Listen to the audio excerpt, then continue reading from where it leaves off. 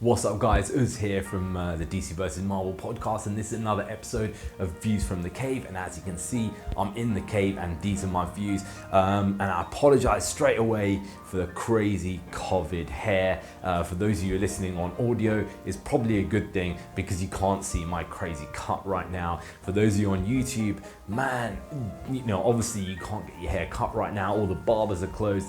It's not really a good idea to have somebody come around your house to go and cut your hair. So what have we got? We've got this situation where we got a crazy old cut going on, and I apologize about that. It's not the most aesthetically pleasing thing in the world, but that's obviously why I'm standing in front of the props, so maybe you can kind of concentrate on that rather than concentrating on me like the sign language guy on the side of a video.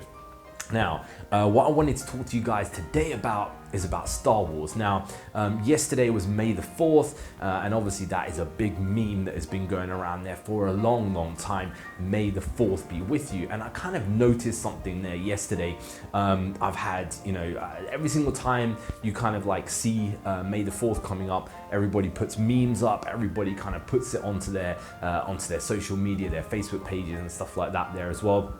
And also sometimes as a Star Wars fan, like some of my friends will send me that stuff there as well. Now, I haven't done a proper scientific poll about this, but one thing that I did notice was that was distinctly down compared to what it was there before. And the usual people who are my friends who are super interested in Star Wars, none of them actually sent that to me there. Now, why do I find that interesting? Well, Star Wars there has been this kind of like big cultural icon, right? Which is kind of like untouchable. It was kind of like one of those things there where anything that you have associated with Star Wars turns to gold, right? All the merchandise, you know, if you had any kind of thing that was associated with it, say for example, your supermarket, your, you know, your business, anything like that there, suddenly all of that would turn to gold.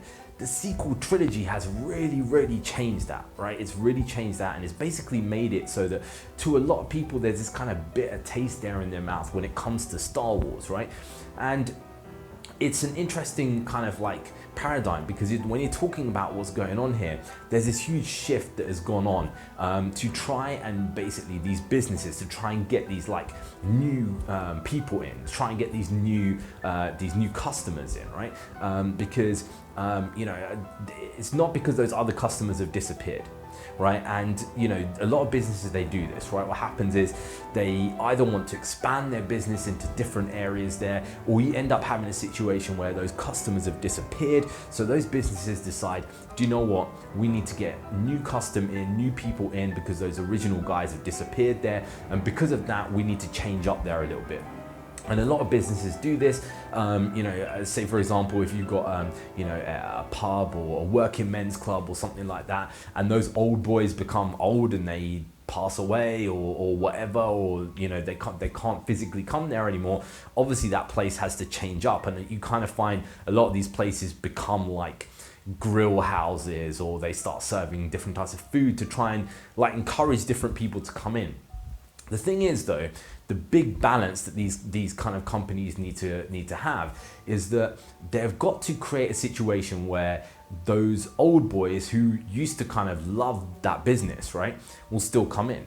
Because, you know, you don't want to have this massive shift there straight away. Because if you do, then in effect you're destroying your business. Before you've got all these new people joining onto your new business, you've already kind of got rid of those people who are keeping your business afloat. And this is the cardinal mistake that Star Wars made. Star Wars basically wanted to encourage these new people to come in, and it was a huge mistake there because basically the old crew is still there. They're not dying. They're not going away to other things. That old crew of customers is still there. It still wants to kind of partake in Star Wars and still wants to kind of buy that product. But what they decided was that they wanted to say to those old customers, forget you. We don't want you anymore. We want a new custom. What you want doesn't matter, right? And that's fine. That's perfectly fine to do. However, what it resulted in is all of those people who were huge fans of that genre disappearing away, you know, running away from the business there, going to other things, sports, etc., and spending all of their time and money on that. Now, If you do that and you've already got an inbuilt customer base that is gonna come and join onto your new business, then that's perfectly fine. But Star Wars didn't have that. Star Wars was relying 100% on the fact that what would happen is that you'd have the original customers still coming in and also the new customers that they're trying to get in to come in at the same time. What that does is that creates huge problems there for a business, because you get rid of your cash flow and you've encouraged a whole new group of people to try and come in, but those people don't want to come in yet because they don't know what your product's like.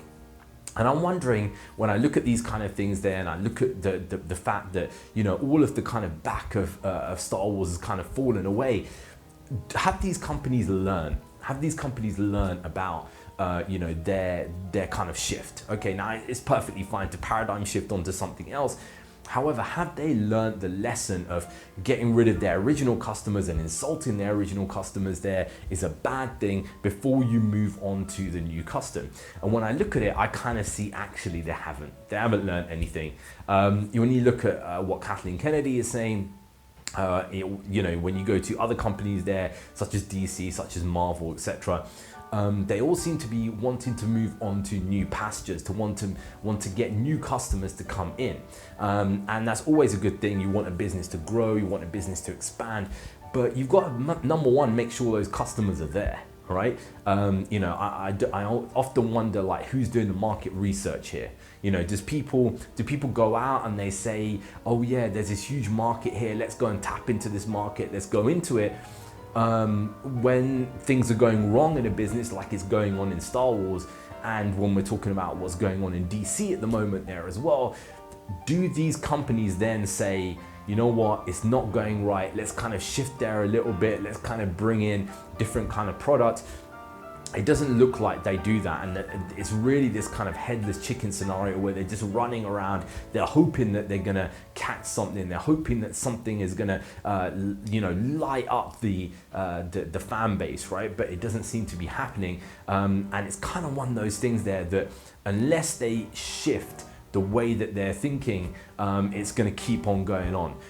You know, Star Wars particularly, merchandise is down, people going to see the movies is down, the actual fan presence is down, and people wanting to watch the movies is down there as well.